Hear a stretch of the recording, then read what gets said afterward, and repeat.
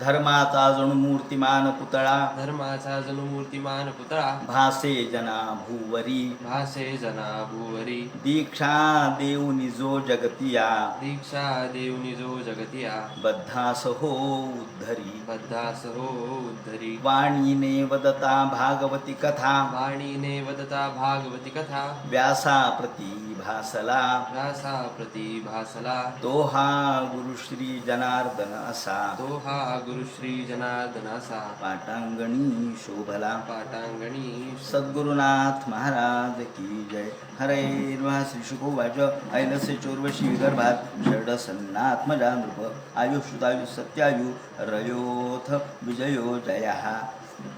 भगवान वेदव्यास वर्णन करून सांगू लागले आणि शुकाचार्य राजा परीक्षितीला सांगतात. याप्रमाणे पुरुरव्याला उर्वशीपासून 6 मुलं झाली. आयु, श्रुतायु, सत्यायु, रय किंवा रथ, विजय, जय. श्रुतायूचा वसुमान झाला, सत्यायूचा श्रुतंजय झाला, रयचा अमित झाला, विजयाचा भीम आणि भीमाचा कांचन, त्याचा होत्रक, होत्रकाचा जन्नू. आपण इथपर्यंत काल पाहिलेलं होतं. जन्नू याचा पुरू झाला, त्याचा बलाक झाला. त्या बलाकाला अजक नावाचा मुलगा, अजकाला कुशू किंवा कुश नावाचा मुलगा झाला आणि कुशाला कुशांबू हा मुलगा झाला. कुशांबूपासून मूर्ती झाला, त्याचा वसू झाला आणि त्याचा कुशनाभ झाला. आता या ठिकाणी कुशांबू संबंधीचे विवरण करतात. कुशांबूला गाधी नावाचा एक पुत्र होता. त्या ठिकाणी गाधी हा जो पुत्र आहे, एकत श्यामकर्णानाम, या गाधीला सत्यवती नावाची कन्या होती. तस्य सत्यवती कन्या मृचिको याच तद्विजः. आता हा क्षत्रिय होता, परंतु तरीसुद्धा त्याची जी सत्यवती नावाची मुलगी आहे, तिला मागणी घातली ऋचिक नावाच्या ऋषीने. आता ऋचिक हे जे ऋषी होते ते ऋषी असल्यामुळं, मुनी असल्यामुळं, ब्राह्मण समाजातले, आणि आपण तर क्षात्र धर्माचे आहोत. मग यांनी तर मागणी घातली, काय करावं? म्हणून या गाधीने असा विचार केला की अवघडातले अवघड अशा प्रकारची अट याला आपण घालावी. एक तर नाही म्हणता येत नाही, कारण ऋचिक हे श्रेष्ठ दर्जाचे तपस्वी आहेत. त्यांना नाही म्हणावं तर आपल्याला कदाचित शापग्रस्त व्हावं लागेल. त्याच्याऐवजी अशी अवघड गोष्ट सांगावी की जी तो करू शकणार नाही. म्हणून त्यांनी सांगितलं की हे पा, सहस्र दीयताम शुल्कम कन्याया कुशिका वयम एकतच श्यामकर्णानाम. आता श्यामकर्ण घोडे तर सगळ्यांना माहिती आहेत की काळे कान असलेले आणि पांढरे शुभ्र, याला श्यामकर्ण म्हणतात. पण ते म्हणतात एकतच श्यामकर्णानाम, म्हणजे एकच काळा कान पाहिजे, काळ्या रंगाचा एक कान, आणि बाकी पांढरा स्वच्छ घोडा पाहिजे. म्हणजे 2 कानसुद्धा नाही, एक कान काळा आणि बाकी पांढरा शुभ्र. मग तो उजवा असो नाही तर डावा असो, कोणताही असो. एकतः श्यामकर्णानाम हयानाम चंद्रवर्चसाम, पांढरे शुभ्र रंगाचे, चंद्राच्या रंगाचे, आणि एक कान काळे असलेले 1000 घोडे मला दे. आणि मग ही कन्या घेऊन जा. म्हणजे आता पहा, त्या काळातील समाज व्यवस्था पहा, त्या काळातील समाजरीत पहा की मागणी घातल्यानंतर या कन्येच्या वडिलालाच काही गोष्टी द्यायच्यात, अंदन म्हणून द्यायच्यात. आणि म्हणून सहस्राम दियताम शुल्कम, हे शुल्क आहे. आता शुल्क म्हणजे नेहमी पैसाच असतो असं नाही. शुल्क हा शब्द जरी आपण पैसा म्हणून वापरला असला तरी त्या काळामध्ये अनेक पद्धतीचे विनिमय साधनं होते. मग ते घोडे होते, हत्ती होते, वस्त्रप्रावरण होते, धन होतं, धान्य होतं. हे सगळे शुल्क म्हणजे विनिमय साधनं होते. मग विनिमय काय केला यांनी? विनिमय असा केला की माझी मुलगी जर पाहिजे असेल तर मला 1000 श्यामकर्ण, त्यात एक कान फक्त काळा असलेला आणि बाकी पांढरे शुभ्र असे घोडे मला दे, आणि मग कन्या घेऊन जा. याप्रमाणे विनिमयाचा प्रकार सांगितला. सहस्रम दियताम शुल्कम, हे माझं शुल्क आहे. आता शुल्क या ठिकाणी सीतेच्या बाबतीत सुद्धा वीर्य शुल्का असा शब्द वापरला आहे वाल्मिकीने. वीर्य शुल्का म्हणजे काय हो? इथं वीर्य म्हणजे पराक्रम. पराक्रम हे तुमचं शुल्क. पराक्रमाची किंमत मोजा आणि मुलगी घेऊन जा. याला म्हणतात वीर्य शुल्क. म्हणून सीतेसाठी वीर्य शुल्का सीता जानकी असा शब्द आहे. म्हणून शुल्क हा शब्द केवळ पैसा म्हणून आलेला नाही, तर शुल्क म्हणजे तुमचं मूल्य. तुम्ही काय मूल्य देता, तुम्ही मोल काय चुकवता. या ठिकाणी मोल चुकवलं कोणतं, तर शक्तीचं, सामर्थ्याचं, पराक्रमाचं हे मूल्य. याप्रमाणे इथे त्यांनी सांगितलं की 1000 घोडे श्यामकर्ण, 1 कान काळे असलेले मला आणून द्या आणि घेऊन जा. हे ऐकल्यानंतर गाधीचं हे मत ऐकलं ऋचिकाने. त्याने विचार केला, आता ही तर अवघड गोष्ट आहे, पण आता आपण वरुणाकडे जावं. म्हणून हे ऋचिक वरुणाकडे गेले आणि वरुणाला सांगितलं, वरुणा माझी विनंती आहे आपणाला, कारण याचा पराक्रम लोकांना माहीत होता, याची तपस्विता लोकांना माहीत होती, याची ओजस्विता लोकांना माहीत होती. ऋचिकाने वरुणाला विनंती केली म्हणजे आज्ञाच केली. अनेकदा विनंतीसुद्धा आज्ञाच असते. आपण समजा एखादा मोठा श्रेष्ठ दर्जाचा असा एखादा पदावरचा अधिकारी, तो म्हणतो माझी विनंती आहे. आता ती विनंती असते का आज्ञा असते? आज्ञाच असते, पण शब्द विनंती असतो. त्याप्रमाणे यांनी आज्ञाच केली, पण विनंतीच्या भाषेत केली. आणि त्यांनी सांगितलं, मला 1000 1 कान काळे असलेले पांढरे शुभ्र घोडे दे. वरुणाने सांगितलं, ठीक आहे महाराज, तुम्हाला देऊन टाकतो. याप्रमाणे त्यांनी वरुणाने हे दिले. वरुणाने हे 1000 घोडे दिल्याबरोबर हे सगळे 1000 घोडे हा घेऊन आला आणि सांगितलं, घ्या, तुम्ही म्हणता ना 1000 घोडे, इत्युक्त मंतम ज्ञात्वागत सवरुणांती गम्म आणि दत्वाता नश्वा नुपये मे वरान नाम. आता माझं लग्न कराय म्हणे हिच्याशी. याप्रमाणे या सत्यवतीशी ऋचिकाचं लग्न झालं. आता सत्यवतीची ऋषिकाचं लग्न झालं, ऋचिकाचं लग्न झालं आणि इकडे सत्यवती आणि तिची आई या दोघांनी एकमेकींचा विचार केला. यांनी असा विचार केला की आता ऋचिक यांनी आपल्या स्वतःच्या शक्ती सामर्थ्यावर त्या ठिकाणी एक यज्ञ केला आणि या यज्ञाच्या वेळेला 2 चरू निर्माण केले. चरू म्हणजे काही भाताचे पिंड असतात, त्याला चरू म्हणतात. हे 2 चरू, जसे आपण भाताची खीर तयार करतो त्याप्रमाणे हे चरू तयार केले. आणि चरू तयार केल्यानंतर या ते 2 चरू ठेवले. एकावरती अभिमंत्रण केलं ब्राह्मणी पद्धतीचं मंत्र आणि दुसऱ्यावरती अभिमंत्रण केलं क्षत्रिय किंवा क्षात्रवृत्तीचं. आणि क्षात्रवृत्तीचं अभिमंत्रण एका चरूवर आणि ब्राह्ममंत्राचं अभिमंत्रण दुसऱ्या चरूवर, अशा पद्धतीने 2 चरूज तयार केले. आता सत्यवती आणि तिची आई एके दिवशी बसलेली असताना त्यांनी विचार केला. ऋचिक मुनी तोपर्यंत स्नानाला गेले. दोन्ही चरू शिजवून ठेवले आणि ते स्नानाला गेले. हे स्नानाला गेल्याबरोबर सत्यवतीला तिची आई म्हणाली, अगं तुझ्यासाठी तुझ्या पतिराजाने खूप चांगला चरू तयार केला असेल, म्हणजे दोघींनाही पुत्र हवा होता, याप्रमाणे तुझ्यासाठी चांगला चरू तयार केला असेल आणि माझ्यासाठी सामान्य तयार केला असेल. तिला असं वाटलं की पत्नीसाठी कोणी चांगलाच करील आणि सासूसाठी काय जसा जमेल तसा. मग तू असं कर म्हणे की तुझा चरू मला दे, माझा चरू तू घे.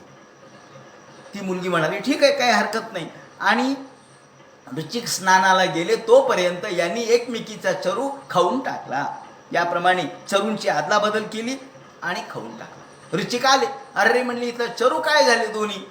ते म्हणले, आम्ही खाल्ले माझ्या आज्ञेशिवाय खाल्ले आणि माझ्या आज्ञेशिवाय खाल्ले ही एक चूक झाली.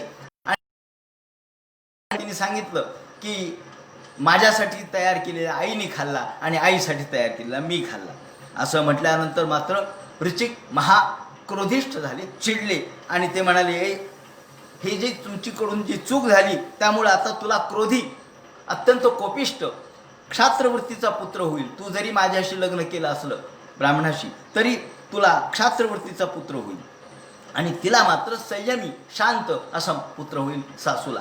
याप्रमाणे मग पुन्हा ती शरण आली. म्हणले, महाराज असं करू नका, पुत्र माझा तुमच्या स्वभावाप्रमाणे झाला पाहिजे. ते म्हणले, आता तो होणार नाही, पण आता परिणाम हा तर झाल्याशिवाय राहणार नाही. फक्त एवढंच मी तुला सांगतो की तुझा नातू हा असा क्रूर अशा पद्धतीचा होईल. मुलगाचा बरा होईल, रागीट होईल, परंतु तो क्षात्रवृत्तीचा होणार नाही, पण नातू मात्र क्षात्रवृत्तीचा होईल. म्हणजे ब्राह्मवृत्ती आणि क्षात्रवृत्ती तुझ्यामध्ये राहील. याप्रमाणे झालं. चरूचा प्रभाव दिसला. सत्यवतीला जमदग्नी नावाचा पुत्र झाला आणि पुढे सत्यवती ही नदी कौशिकी नदी म्हणून पुढे प्रवाहित झाली. त्यानंतर जमदग्नी हिला रेणुका हिच्याबरोबर जमदग्नीचा विवाह झाला आणि या सत्यवतीच्या आईला विश्वामित्र हा पुत्र झाला. त्याप्रमाणे विश्वामित्र हा पुत्र या सत्यवतीचा भाऊ म्हणून जन्माला आला आणि सत्यवतीला मात्र जमदग्नी नावाचा पुत्र झाला. आता विश्वामित्रासंबंधी आपण नंतर या ठिकाणी चर्चा करू. सत्यवती पुढे कौशिकी नदी बनली आणि जमदग्नीचा रेणू नावाचा राजा होता. त्या रेणूच्या कन्येशी त्याचा विवाह झाला. याप्रमाणे प्रसादित सत्यवत्यामय भूती भार्गवा तथ तरी भवेत पौत्रो जमदग्निस्ततो भवत रेणुसुताम रेणुकां वै जमदग्निरुवाह याम. याप्रमाणे जमदग्नी यांचा विवाह रेणूची कन्या रेणुका हिच्याशी झाला. योगायोगाने नवरात्र चालू आहे आणि आज पंचमी आहे म्हणून या रेणुकेची कथा या ठिकाणी आपण सांगू. या तिला जमदग्नीपासून रेणुकेला वसुमत इत्यादी अनेक पुत्र झाले आणि त्यामध्ये भार्गव राम हे सगळ्यात शेवटचे शेंडीफळ. लहान होते भार्गवराम. त्यांना राम असंही म्हणतात, परशुराम असंही म्हणतात. यमाहुर वासुदेवांशम हयहयानाम कुलांतकम. हे प्रत्यक्ष वासुदेवाचे अंश, प्रत्यक्ष भगवंताचे अंश होते आणि हयहयानाम कुलांतकम, हयहय कुलाचा अंत यांनी केला. त्रिसप्तकृत्वोय इमाम चक्रे निक्षत्रिया महिम. याने 21 वेळेला निक्षत्रिया पृथ्वी केली आणि सर्वत्र धर्माचं राज्य प्रस्थापित केलं. दुष्ट लोकांना दुष्ट क्षत्रियांना याने ठार केलं आणि भारहरण केला.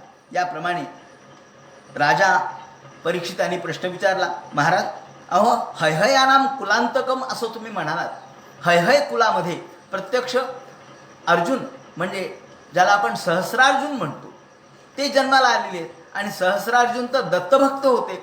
मग अशा दत्तभक्त असणाऱ्या सहस्रार्जुनाचा, कार्तवीर्य अर्जुनाचा या परशुरामाने वध का केला हे आम्हाला सांगा. असं म्हणल्यानंतर शुकाचार्यांनी सांगायला सुरुवात केली. हयहयानामधिपते अर्जुन क्षत्रिय हर्षभा दत्तम नारायणस्य अंश माराध्य परिकर्मभिः. अरे राजा, बरोबर आहे. हा जो हयहय कुलामधला राजा होता, हा राजा हा ज्याला सहस्रार्जुन किंवा कार्तवीर्यार्जुन असं म्हणतात, त्याला दत्त प्रसन्न होते. यांनी सर्व प्रकारच्या सिद्धी प्राप्त केलेल्या होत्या आणि याला दत्ताच्या कृपेने एवढं बळ प्राप्त झालं होतं. सगळ्या प्रकारच्या सिद्धी, अष्टमहासिद्धी, अणिमाय, गरिमाय, लघिमाय, महिमाय, त्याचप्रमाणे लहान होणे, मोठे होणे, गुप्त होणे, या सगळ्या प्रकारच्या विद्या यांनी आत्मसात केलेल्या होत्या. त्याचबरोबर 1000 हात म्हणून त्याला सहस्रार्जुन असं म्हणतात. याचं नाव अर्जुन, पण सहस्र कशामुळं तर सहस्र हात याला होते, बाहू सहस्र होते. याप्रमाणे एवढी ताकद याच्यामध्ये होती की एकदा त्याने वर्णन केलं की आपल्या सर्व स्त्रियांसह सहवर्तमान स्त्री रेत्नय रावृत क्रीडन रेवांभसी मदोत्कटाः. एकदा नर्मदेच्या तटाकावर, नर्मदेच्या नदीमध्ये हा आपल्या सर्व स्त्रियांसह जलक्रीडा करत होता. स्त्री रत्ने रावृत क्रीडन आवृतः. सगळ्या स्त्रियांनी याला आवृत केलेलं, सगळ्या बाजूनी सभोवताली स्त्रिया, आणि तो रेवा नदीमध्ये, नर्मदा नदीमध्ये अत्यंत मदोन्मत्त अवस्थेत या जलक्रीडा करत होता. वैजयंतीम सृजम बिभ्रत रोध सरितम भुजे. हे त्याची वैजयंती माला त्याच्या गळ्यामध्ये होती आणि त्याने आपल्या हातांनी 1000 हात त्याला होते, एवढं बळ त्याला होतं. या बळाने त्यांनी सगळं नदीचं पाणी अडवलं. सगळं नदीचं पाणी अडलं गेलं आणि जसं आपण बांध टाकावा त्याप्रमाणे नदीला बांध टाकावा, धोधो असलेली नदी, परंतु याच्या पाण्याने अडली, शक्तीने अडली. एवढा प्रवाह अडला की त्याच्या मागच्या बाजूला तो प्रवाह गेला. कारण अडल्यानंतर कुठे जाईल, पुढे जाणार नाही तर मागे जाईल. तर मागे रावण, दशानन रावण याचं शिबिर होतं. रावण या त्रैलोक्याचा विजय करण्यासाठी निघाला होता, पृथ्वीचा विजय करण्यासाठी निघालेला होता. आणि तिथे माहिष्मती म्हणजे याच्याच नगरीमध्ये, माहिष्मती याची नगरी आहे, सहस्रार्जुनाची नगरी, त्या माहेशमती नगरीमध्ये या रावणाचा पडाव म्हणजे त्यांनी शिबिर टाकलेलं होतं, त्याचा पडाव होता. रावण त्या शिबिरात होता, रावणाचे अनेक सैनिकही होते, रावणही स्वतः होता. आणि इकडे नदीचा प्रवाह आडल्याबरोबर तो प्रवाह मागे गेला त्या माहिष्मती नगरीमध्ये आणि सगळं रावणाचं शिबिर उद्ध्वस्त झालं. जलप्रलय झाला, जणू काही सगळीकडं पाणीच पाणी झालं. रावण चिडला. रावण म्हणला, कोण आहे रे म्हणले, या माझ्या सगळ्या शिबिरामध्ये पाणी कोणी आणलं, एवढी कोणाचं साहस आहे, मी दशानन रावण आहे, कोणाला माहीत नाही का माझं पराक्रम काय येतो. आणि म्हणून रावण तिथे आले. रावण आल्याबरोबर आता राजाने इंद्रिया ते राम या ठिकाणी रावण आल्याबरोबर तर एकदा तो मृगयाम हा रावण तिथे आला आणि या रावणाने पाहिलं. त्या सहस्रार्जुनाकडे पाहिल्यानंतर सहस्रार्जुनांनी त्या रावणाला उचललं. ते म्हणतात नामृषतस्त वीर्यम वरमानी दशाननः. त्या रावणाच्या बरोबर युद्धसुद्धा करायची याला गरज नाही पडली. यांनी त्या रावणाला सहज उचललं, एखाद्या माकडाला उचलावं त्याप्रमाणे त्यांनी उचललं आणि माहिष्मती नगरीत नेलं. आणि आपण जसं एखाद्या माकडाबरोबर खेळतो, माकडाला जसं बंदिस्त करून टाकतो, त्याला जसं एखाद्या पिंजऱ्यात टाकतो, त्याप्रमाणे याला पिंजऱ्यात दिलं टाकून. एवढा 10 तोंडाचा आणि 20 हाताचा रावण. लोक बघू लागले, अरे काय हो म्हणले, 10 तोंड आणि हा रावण, 10 तोंडाचा रावण. लोकांना चकित. लोक म्हणले काहीतरी गमतीचा खेळ आणलाय, म्हणजे यांनी खेळणं आणलंय. ज्याप्रमाणे आपण खेळणं करावं त्याप्रमाणे रावणाचं खेळणं यांनी केलं. इतकी याची ताकद होती हे त्यांनी सांगितलंय. त्याप्रमाणे गृहीतो लिलय स्त्रीणाम समक्ष कृतिकील विषा माहिष्मत्याम स निरुद्धो मुक्तो येन बी कपेरी यथा. एखाद्या माकडाप्रमाणे त्याला बंदिस्त करून टाकलं आणि एकदा मोठा त्याला वाटलं आता जाऊ द्या, या माकडाबरोबर काय खेळायचंय, म्हणून त्याला करुणा आली, दया आली आणि त्याला त्याने सोडून दिलं. स एकदा तो मृगयाम. आणि एकदा असंच हा सहस्रार्जुन मृगया करण्यासाठी वनामध्ये गेलेला असताना स एकदा तो मृगयाम विचरण बिपिने वने. एकदा वनामध्ये बिपिनामध्ये अत्यंत घनघोर अरण्यामध्ये हा निघाला आणि मृगया करत करत करत. आता मृगया म्हटल्यानंतर जरी राजा असला तरी त्याच्यासोबत अनेक सैन्य असतं, सैनिक असतात. हत्ती होते, घोडे होते, अनेक सैनिक होते. या सगळ्या सैनिकासह हा तिथून निघाला आणि त्या वनामध्ये अनेक ठिकाणी मृग मारले, मृगया केली. आणि दुपारची वेळ झाली, थकून गेला. दुपारचे 12च्या पुढचा वेळ झाला, 12, 2, 1 वाजले असतील. आणि या वेळेला या तिथे एखादा आश्रम आहे का बघितलं. अरे तहान लागली, भूक लागली. राजा म्हणाला बघू हा आश्रम दिसतोय, त्या आश्रमात आपण जाऊ. म्हणून ह्या आश्रमात गेले. आश्रम होता प्रत्यक्ष या ऋषींचा, जमदग्नी ऋषींचा. जमदग्नी ऋषीच्या आश्रमामध्ये गेल्याबरोबर राजाने हात जोडले, म्हणे महाराज आम्हाला भूक लागलेली आहे आणि मी या ठिकाणचा राजा आहे माहिष्मती नगरीचा. हो म्हणले, मी ओळखतो, तुम्ही सहस्रार्जुन आहात. हो म्हणे, आम्हाला भूक लागली. ते म्हणले भूक लागली, आम्ही जेवायला तयार करतो म्हणले आत्ता. ते म्हणले मी एकटा नाही आहे, माझ्याबरोबर माझं सैन्य आहे, माझे घोडे आहेत, माझे हत्ती आहेत, त्याचप्रमाणे माझे अनेक सैनिक आहेत. ते म्हणले कोणी किती लोक असू द्या. ते म्हणले किती वेळ लागेल. अहो वेळ कशाला म्हणले, तुम्ही बसा जेवायला. असं म्हणल्याबरोबर राजालाच आश्चर्य वाटलं. म्हणले काय कमाल आहे, आपण म्हणता क्षणी हा जेवायला म्हणजे एवढी तयार कसं काय असू शकतं याच्याकडे. अहो जेवायचं म्हटल्यानंतर किमान घंटा 2 घंटे तर लागतील आणि एवढ्या लोकांचा अन्न शिजवायचं म्हणजे किमान 3 घंटे तर पाहिजेत. पण यांनी तर लगली पानं मांडायची व्यवस्था केली, पानही मांडले सगळ्यांना. आता राजा म्हटल्यानंतर राजाच्या पद्धतीने यांनी सर्वांना, राजांना तर चांदीचं ताट, चांदीच्या वाट्या दिल्या, पंचपक्वान्नाचं भोजन वाढलं.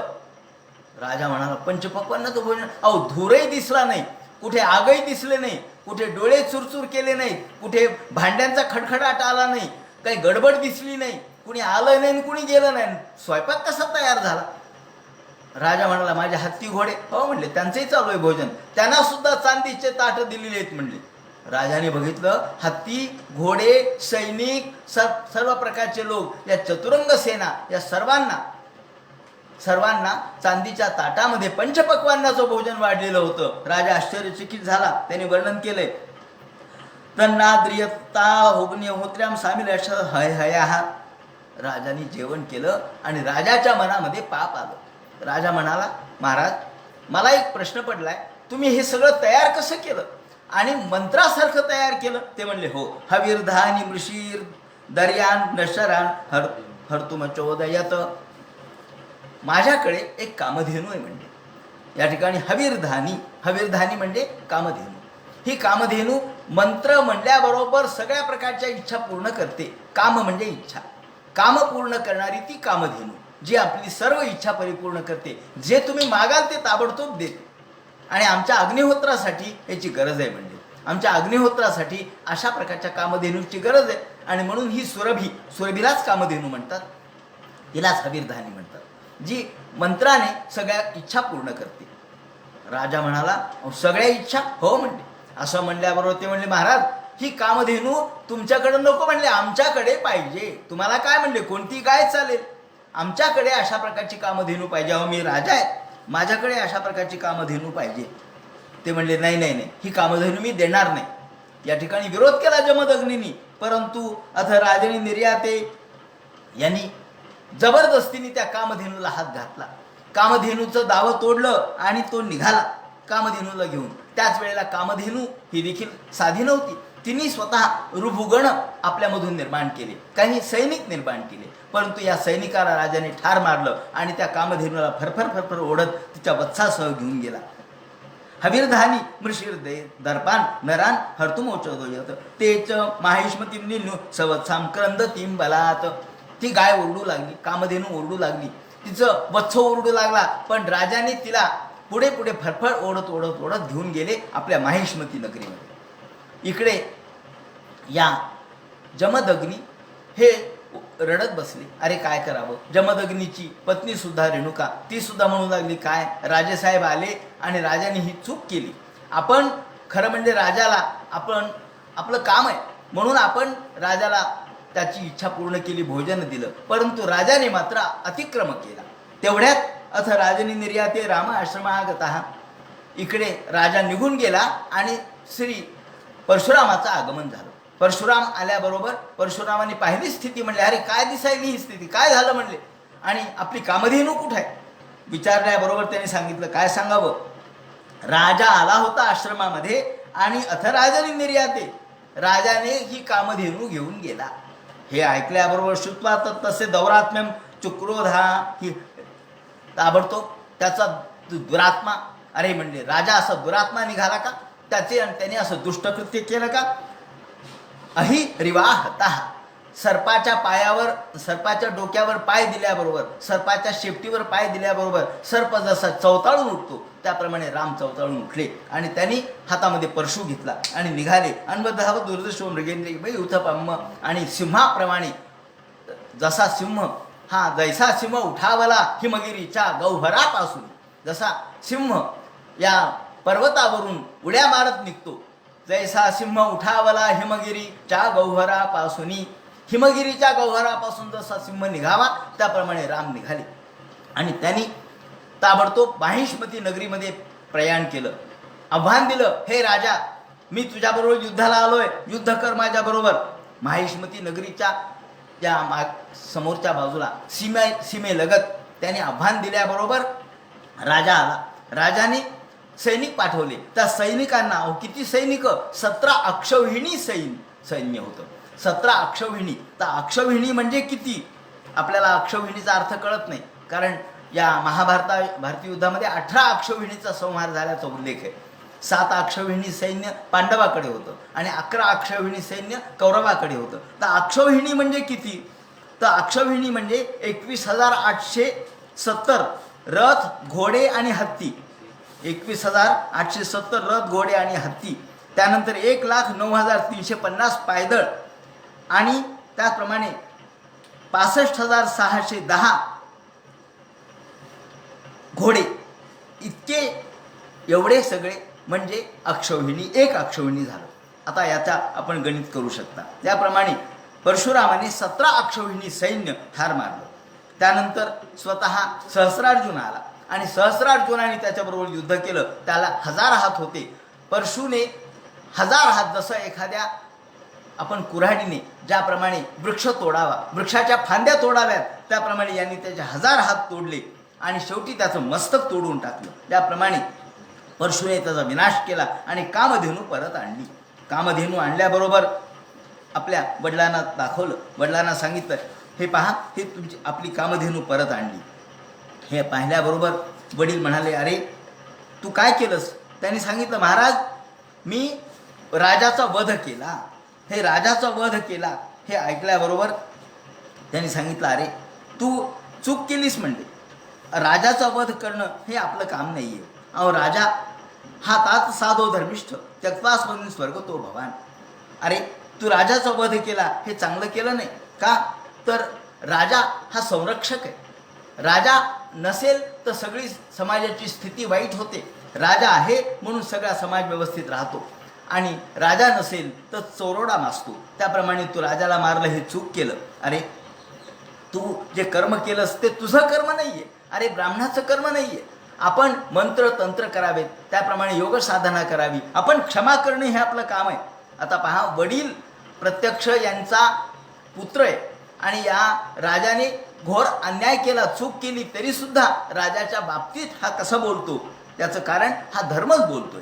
या ठिकाणी वयम ही ब्राह्मण असतात क्षमयार्हणतां गताः. आपण ब्राह्मण आहोत आणि क्षमा हे आपलं भूषण आहे. क्षमा वीरस्य भूषणम, म्हणून आपण क्षमा केली पाहिजे. यया लोक गुरुर्देव पारमेष्ठ मगात पदम.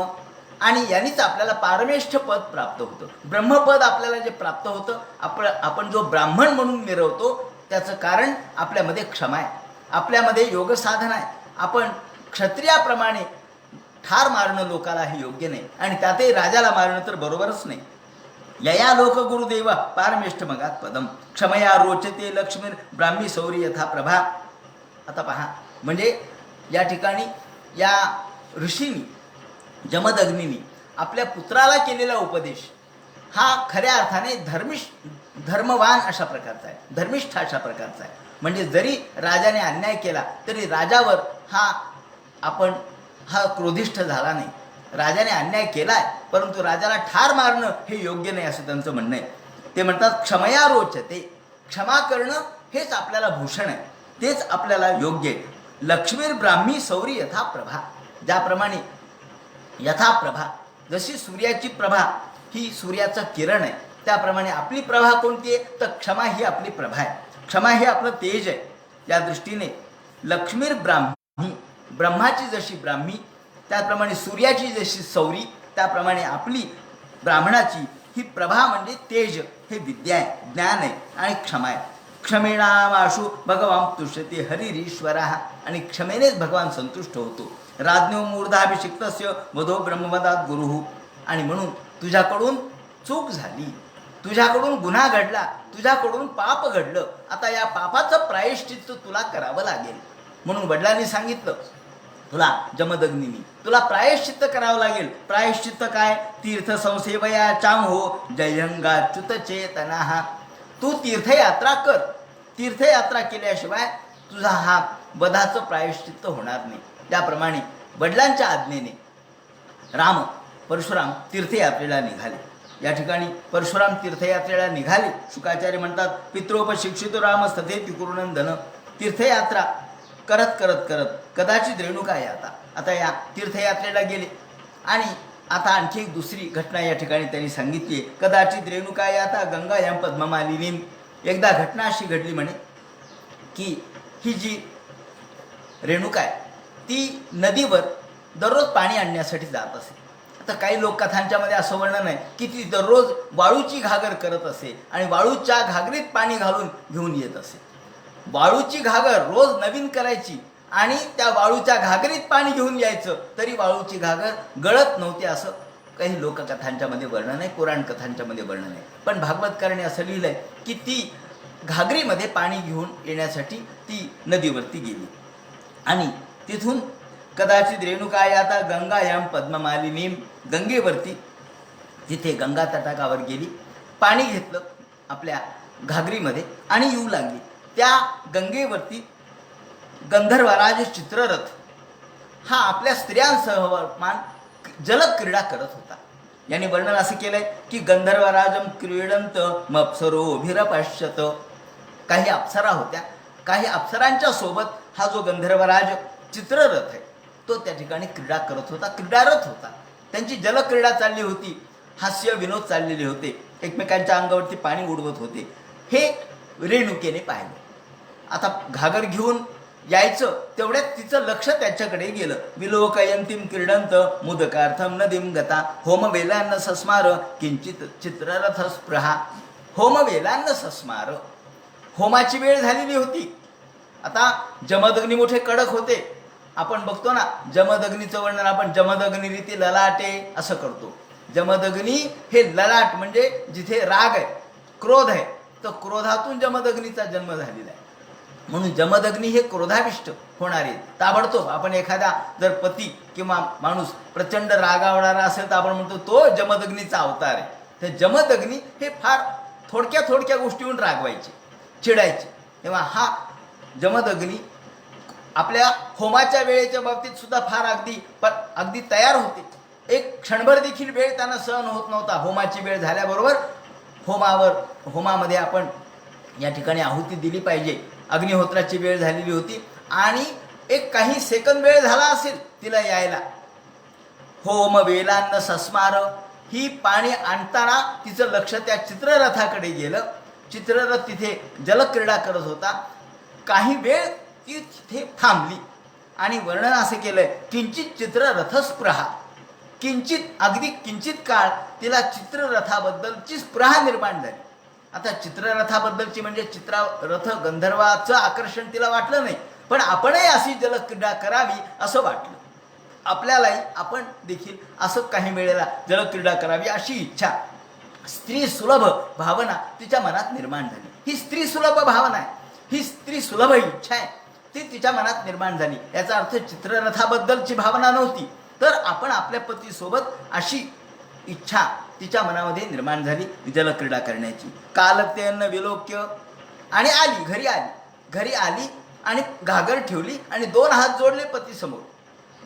घागर ठेवल्याबरोबर पतीने तिरप्या डोळ्याने तिच्याकडे पाहिलं. लाल अंगारासारखे डोळे झाले आणि एकदम तिने जरी हात जोडले असले तरी यांचे डोळे अंगारासारखे लाल झाले. त्याने अंतर ज्ञानाने ओळखलं आणि ते म्हणाले व्यभिचार मुनी ज्ञात्वा पत्न्या कल्पितो ब्रवीत.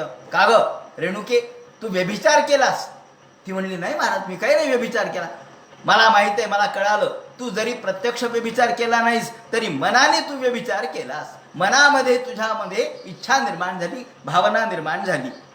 तेव्हा हे यासाठी तुला प्रायश्चित्त घ्यावं लागेल. ग्रंथही नाही पुत्र का. आता एवढ्या छोट्या गोष्टीवर सुद्धा एवढे चिडले की तू व्यभिचार केलास. मनाने तू अस्थिर झालीस, मनाने तुझ्या मनामध्ये कामभावना निर्माण झाली आणि प्रकुपितो ब्रवीत, बोलले, रागावले. तेवढ्यात त्यांची मुलं तिथे होते. आता मुलंही मोठी होते, पण अशा मोठ्या मुलांसमोर सुद्धा कडक शब्दात बोलल्याबरोबर मुलांना सांगितलं, हे मुलांनो, हिला ठार मार. आता मुलं कसे तयार होतील? आपल्या आईला ठार मारायला कसे तयार होतील? वडिलांनी आज्ञा जरी दिली तरी. वसुमत नावाची मुलं, वसुमत वगैरे 2-3-4 मुलं होते. या मुलांना सांगितलं.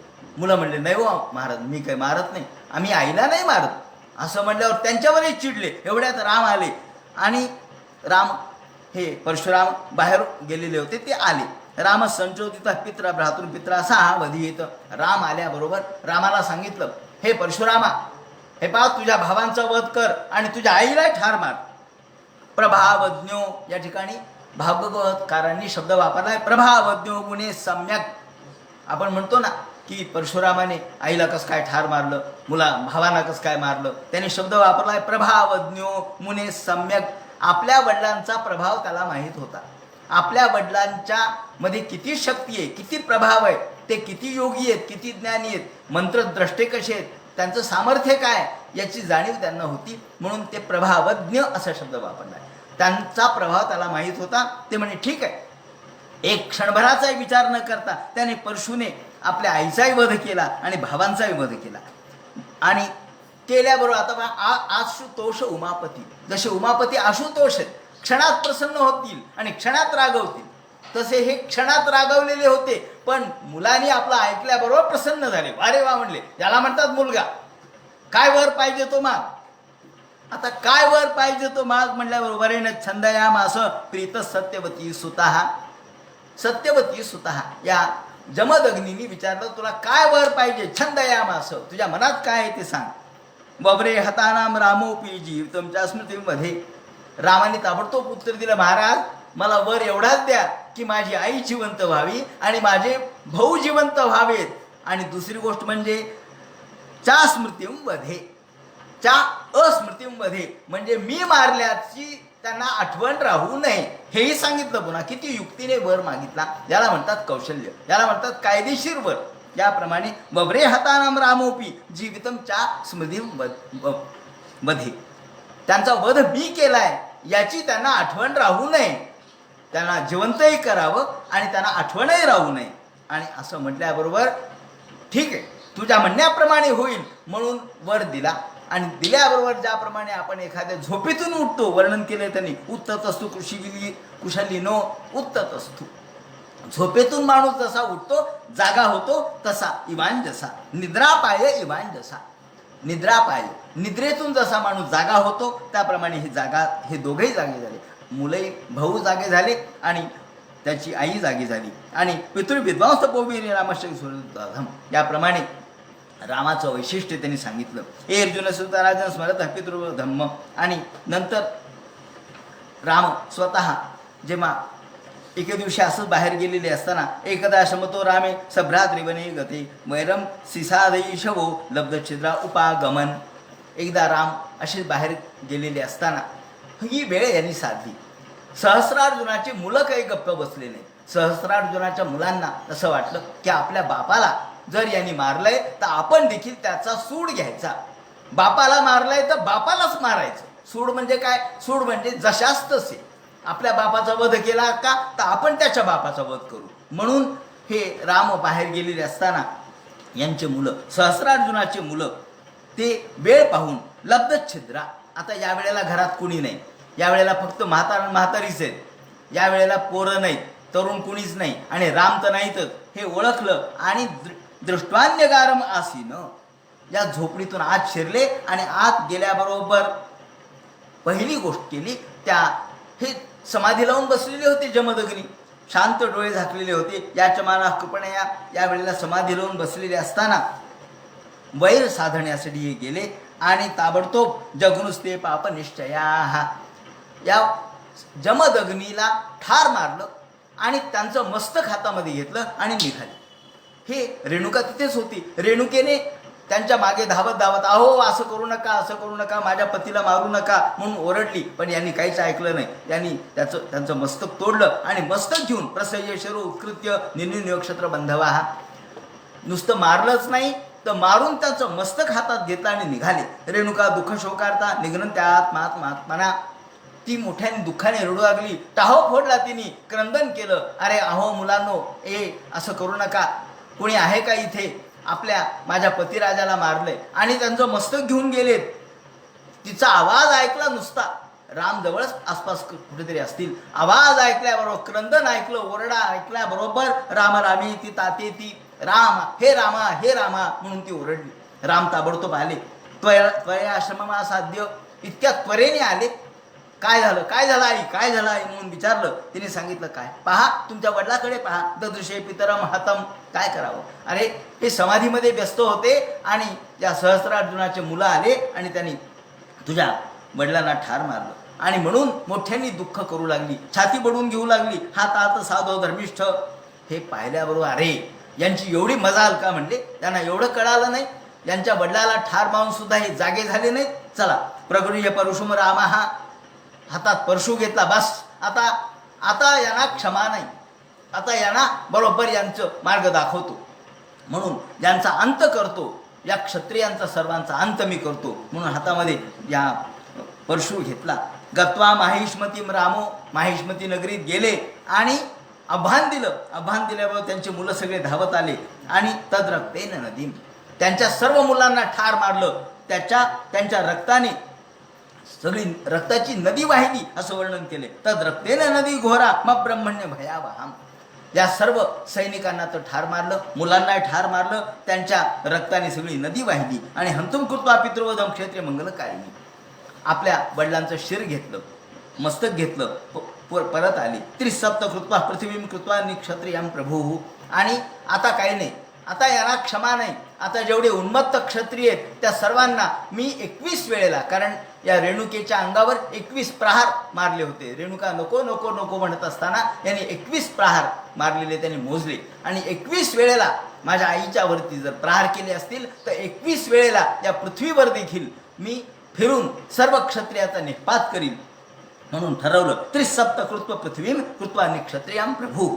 याप्रमाणे समंत पंचके चक्रे, समंत पंचक या ठिकाणी त्यांनी रक्ताचे डोह निर्माण केले. याप्रमाणे पितुः कायेन संधाय, आणि आपल्या पित्याचं मस्तक आणलं आणि त्यांच्या शरीरावर ठेवल्या, देहावर ठेवल्याबरोबर ते जोडलं गेलं. तदो प्राचीन दिशम होत्रे, आणि त्यानंतर यज्ञ केला. हा यज्ञ केल्याबरोबर त्या यज्ञामध्ये तिथे पृथ्वीदान केली. या यज्ञामध्ये काय काय केलं याचं वर्णन त्यांनी केलं आहे. यज्ञ केल्यानंतर ददो प्राचीन दिशम होत्रे, होत्याला पूर्व दिशा दिली. त्यानंतर ब्रह्माला दक्षिण दिशा दिली, अध्वर्यूला पश्चिम दिशा दिली, आणि उद्गात्याला उत्तर दिशा दिली, आणि बाकीच्यांना मधल्या यांना इतर अवांतर दिशा म्हणजे नैऋत्य, आग्नेय, नैऋत्य, वायव्य, ईशान्य ह्या दिशा दिल्या. त्यानंतर कश्यपाला मधला भाग दिला, आणि आर्यावर्त समुद्रष्टे सगळी पृथ्वी दान केली. याप्रमाणे सगळी पृथ्वी दान केली. मग आता हे कुठं राहिले तर यांनी वर्णन केलंय, समुद्र मागे हटवला, आणि म्हणून कोकण जो प्रांत आहे तो समुद्र मागे हटवून कोकण प्रांताची निर्मिती परशुरामाने केलेली आहे. त्याप्रमाणे समुद्र मागे हटवला, कारण आता सगळी पृथ्वी दान ब्राह्मणाला केली म्हटल्यानंतर आता राहायचं कुठं.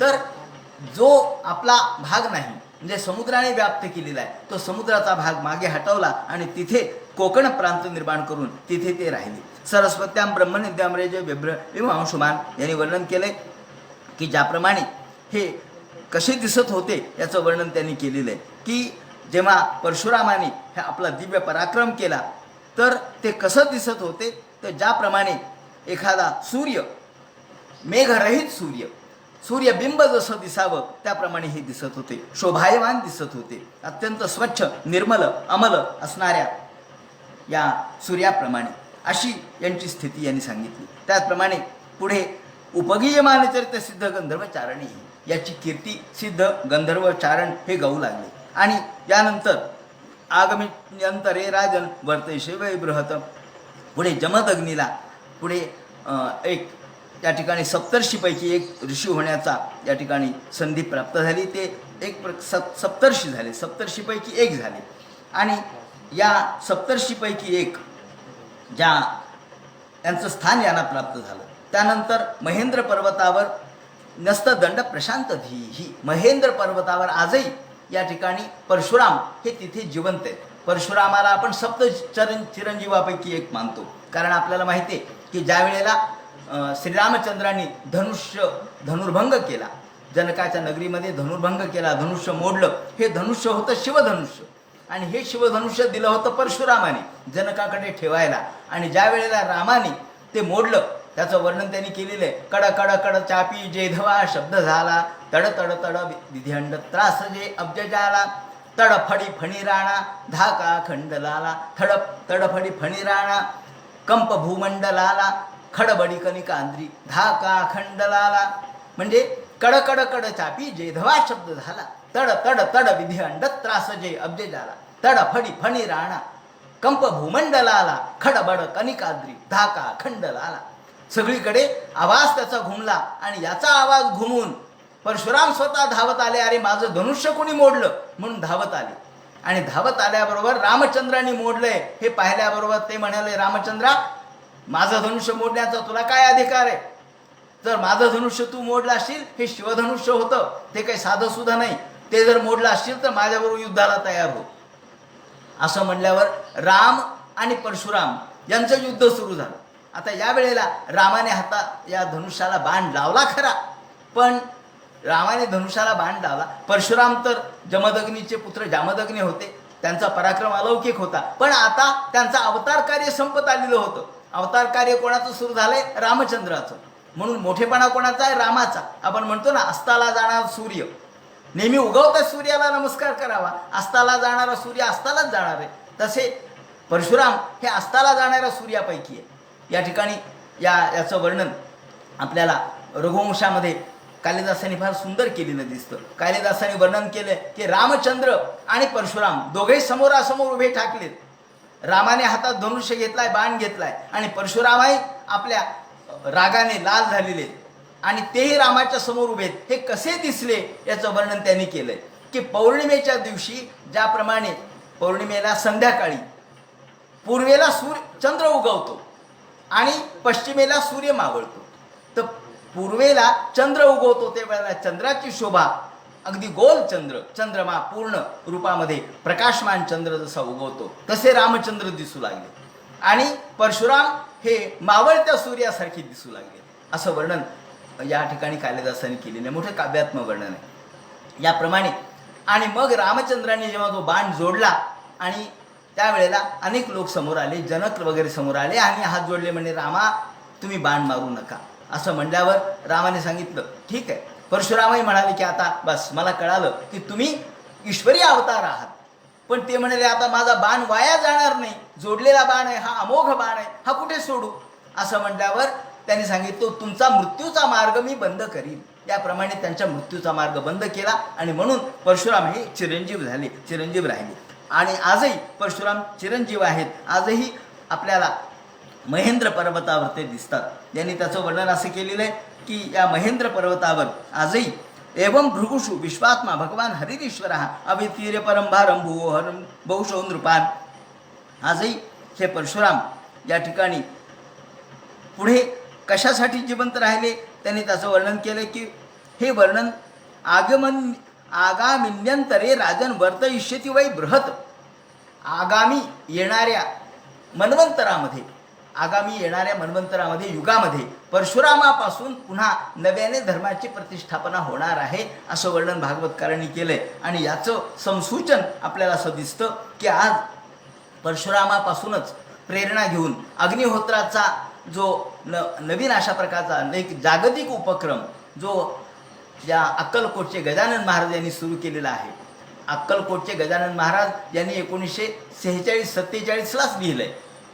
त्यांच्या कथानकामध्ये त्याचं वर्णन आहे की परशुरामाकडून त्यांनी ही विद्या आत्मसात केली, अग्निहोत्राचं महत्त्व त्यांनी आत्मसात केलं आणि अग्निहोत्र पुढे उद्याच्या युगाला जगाला तारेल आणि त्याच्यापासून पुढे धर्माची प्रतिष्ठापना ज्याला पंचाग्नी अशा प्रकारचं वर्णन केलेलं आहे. अग्नी हा 5 प्रकारचे आपल्याला धर्म 5 प्रकारचे धर्म कोणते तर दान धर्म, त्याचप्रमाणे आपल्याला दैनंदिन आपण स्वाध्याय करायचा, असं हे जे 5 गोष्टी आहेत त्या 5 गोष्टींचा प्रारंभ गजानन महाराजांच्यापासून झाला. आणि म्हणून आपण गजानन महाराज अक्कलकोटचे यांनी जो अग्निहोत्राचा हा उपक्रम सुरू केला, आज फक्त भारतातच नव्हे तर अमेरिकेमध्ये सुद्धा किंवा विविध राष्ट्रांमध्ये सुद्धा हा अग्निहोत्राचा प्रचार आणि प्रसार झालेला आहे. आणि लोकांना याचं महत्त्व कळू लागलेलं आहे की गाईच्या गोवऱ्या, गाईचं शेण, गाईचं तूप, त्याचप्रमाणे अग्निहोत्राच्या म्हणजे सूर्योदय आणि सूर्यास्त याला अग्नीला दिलेलं हवन हे संपूर्ण वायू प्रदूषण नष्ट करणारं आहे. वायू प्रदूषण नष्ट करण्यासाठी अग्निहोत्राचं महत्त्व. यज्ञ दान तप कर्म स्वाध्याय निरतो भवेत. यज्ञ दान तप कर्म आणि स्वाध्याय या 5 गोष्टी या दृष्टिकोनातून याची सुरुवात या गजानन महाराजांच्यापासून झाली. आणि गजानन महाराज यांनी त्या ठिकाणी लिहिलंय की कलयुग बदल रहा है, सतयुग में परिवर्तन आ रहा है. तेव्हा कलयुग बदलू लागलंय, सत्ययुग येऊ लागलंय. अशी सुरुवात 1947-46 पासूनच 42-43च्याच त्यांच्या पत्रामध्ये ती दिसते. असो याप्रमाणे हा जो अग्निहोत्राचा प्रवर्तक म्हणून ज्यांना आपण गजानन महाराजांना म्हणतो, हे अग्निहोत्राचा प्रारंभ हा म्हणजे वेदमार्गाचा प्रारंभ. इथे शब्द वापरला वेदमार्ग. हा वेदमार्ग कोणता आहे? अग्निपूजा, अग्नीची प्रार्थना हाच वेदमार्ग आहे.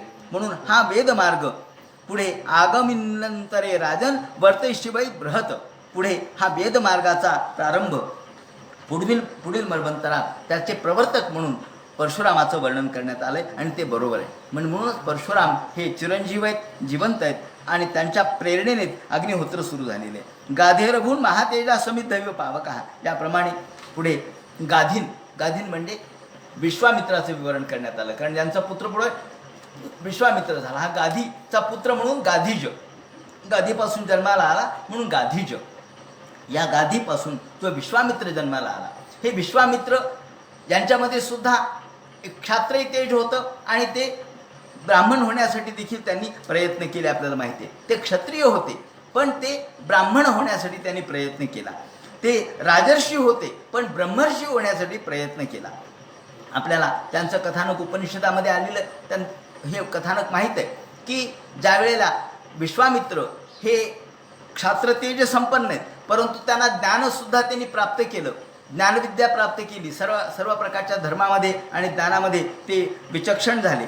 पण त्यांना ब्रह्मर्षी व्हायचं होतं आणि त्यांना ब्रह्मर्षी म्हणायला वसिष्ठ तयार नव्हते.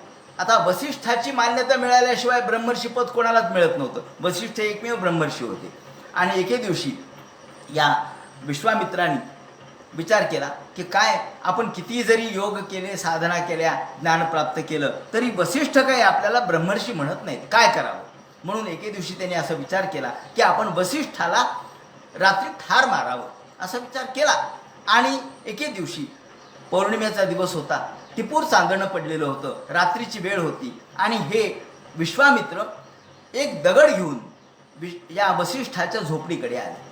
वसिष्ठ आणि त्यांची पत्नी अरुंधती गप्पा मारत बसले होते. रात्रीची वेळ होती आणि गप्पा मारता मारता वसिष्ठ ऋषी आपल्या अरुंधतीला म्हणतात, उपनिषदामध्ये ही कथा आलेली आहे, मोठी सुंदर आहे. ते म्हणतात का किती सुंदर टिपूर चांदणं पडलंय. असं म्हटल्यानंतर वसिष्ठ ऋषी म्हणतात, हो अगदी विश्वामित्राच्या ज्ञानासारखं चांदणं पडलं. हे ऐकल्याबरोबर विश्वामित्र चकित झाले. मागेच उभे होते ते, त्यांना वाटलं होतं की आता हा दगड घ्यावा आणि या वसिष्ठाच्या डोक्यात मारून त्यांना ठार करावं, कारण ते माझे विरोधक आहेत. पण आज त्यांच्या लक्षात आलं नाही, विश्वामित्राच्या आज लक्षात आलं की वसिष्ठ विरोधक नाहीत. अरे समोर माझी स्तुती करणार नाहीत, समोर स्तुती करणारा नेहमी चांगलाच असतो असं नाही, हे लक्षात घ्या. स्तुती लोकांनी मागे केली पाहिजे. समोर स्तुती करणारा नुसता तोंडपूजा असू शकतो, त्याचा काही स्वार्थ असू शकतो, पण जो मागे स्तुती करतो तो खरा. आणि मग एकदम ते शरण आले, त्यांनी दगड बाजूला टाकला आणि साष्टांग नमस्कार केला. वसिष्ठ ऋषी म्हणाले, अरे विश्वामित्र आपण?